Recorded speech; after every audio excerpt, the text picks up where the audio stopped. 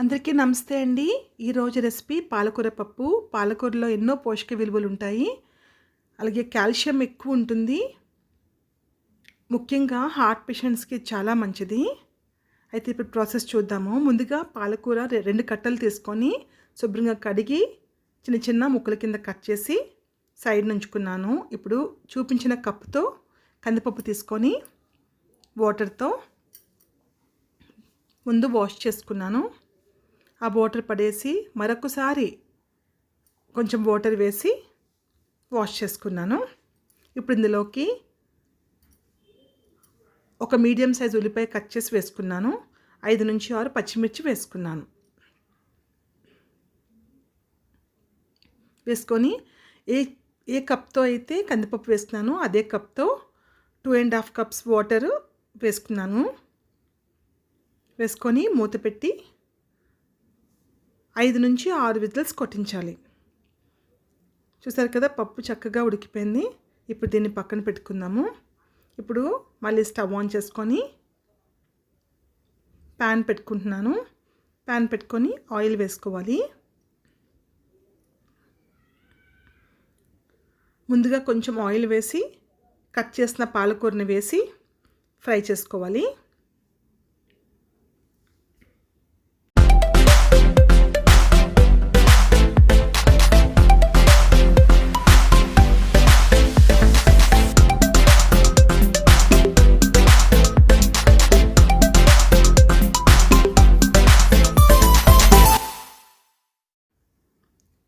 ఇప్పుడు మూత తీసి మరొకసారి పాలకూరను అంతా కూడా చక్కగా కలిపి ఇప్పుడు ఇందులోకి కాసంత పసుపు వేసుకోవాలి.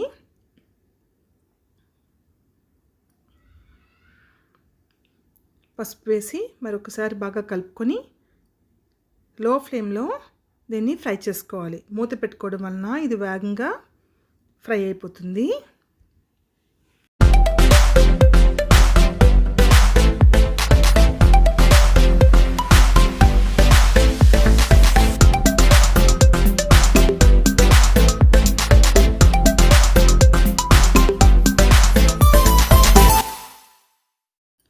పాలకూర ఫ్రై చేసుకున్నాక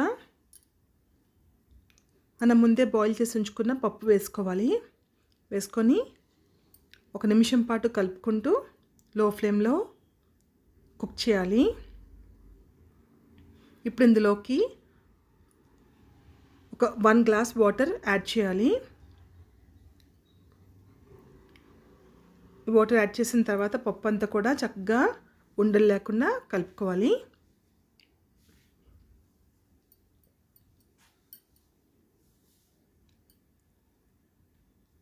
ఇప్పుడు టేస్ట్కి సరిపడే సాల్ట్ యాడ్ చేసుకుంటున్నాను.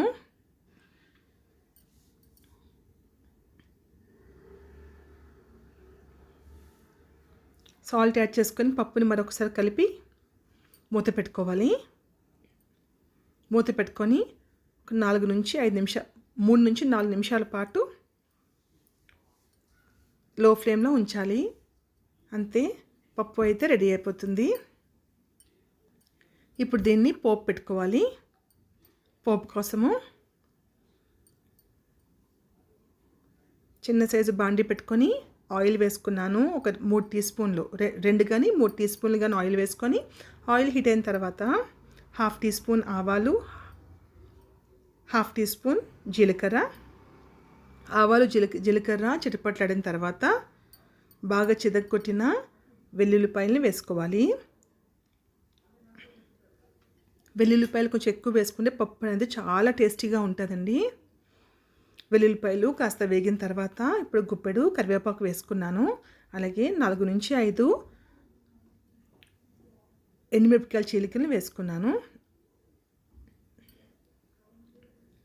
1 టీ స్పూన్ కారం వేసుకున్నాను. ఇందులో మీరు ఇంగు వేసుకోండి. ఇంగు ఇష్టపడలేని వాళ్ళు స్కిప్ చేసేయచ్చు. ఇంగుని ఇష్టపడే వాళ్ళు వేసుకోండి. ఇంగు వేసుకుంటే పప్పు అనేది చాలా బాగుంటుంది. ఇప్పుడు ఈ విధంగా పోపు అయిన తర్వాత ఆ పోపుని పప్పులో వేసుకొని పప్పు అంతా కూడా కలుపుకోవాలి. ఫైనల్గా ఇందులోకి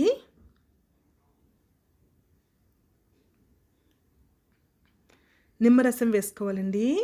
ఇదే చాలా మంచి ఫ్లేవర్ని యాడ్ చేస్తుంది పప్పుకి. నిమ్మరసం వేసిన తర్వాత ఇమీడియట్గా స్టవ్ ఆఫ్ చేసుకోవాలి.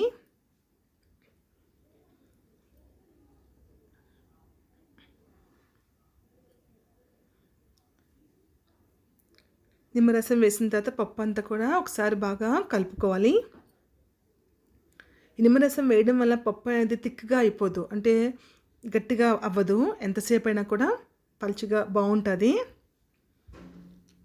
అలాగే ఫ్లేవర్ కూడా చాలా చాలా బాగుంటుంది. రెసిపీ అయితే తప్పకుండా ట్రై చేయండి. అన్నంలో ఇది కలుపుకొని తింటే చాలా కమ్మగా ఉంటుంది. ఈ రెసిపీ ట్రై చేసి మీకు ఎలా కుదిరిందో కామెంట్ చేయండి. అలాగే కొత్తగా ఛానల్ ఎవరైనా చూసేవాళ్ళు ఉంటే ప్లీజ్ ఛానల్ సబ్స్క్రైబ్ చేసుకోండి. ఇంతవరకు వీడియో చూసినందుకు థ్యాంక్ యూ సో మచ్.